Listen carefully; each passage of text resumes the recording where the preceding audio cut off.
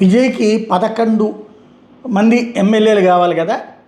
ఆయన ప్రయత్నం ఆయన చేసుకుంటుంటాడు, నడుస్తుంది. కాంగ్రెస్ పార్టీని ప్రధానంగా వాళ్ళ నాన్న సంప్రదిస్తున్నటువంటిది కనబడుతుంది. అతను మొదటి నుంచి కూడా కాంగ్రెస్ ఫేవరబుల్గానే ఉన్నాడు. ఈవెన్ తన సభల సందర్భంలో కూడా ఒరిజినల్ కాంగ్రెస్ నా దగ్గరే ఉందంటే చెప్పుకొచ్చాడు. ఎలక్షన్స్ ముందు వాస్తవం కాంగ్రెస్కి 50 సీట్లు ఇచ్చి మంత్రివర్గంలో తీసుకుంటా అన్నాడు. అదంతా నడిచింది. అయితే ఇప్పుడు స్పెషల్ ఏంటంటే కాంగ్రెస్తో పాటుగా చిన్న చితక పార్టీలు చాలా ఉన్నాయి, వాళ్ళని పట్టించుకోవట్లేదు. దాంతో విజయ్కి సెటైర్లు వేయడం లేదా బెదరేయడం బిగించేసేశారు. ఏదైతే టీకేఎస్ నేత ఇలంగోవన్ కీలక వ్యాఖ్యలు చేశారు.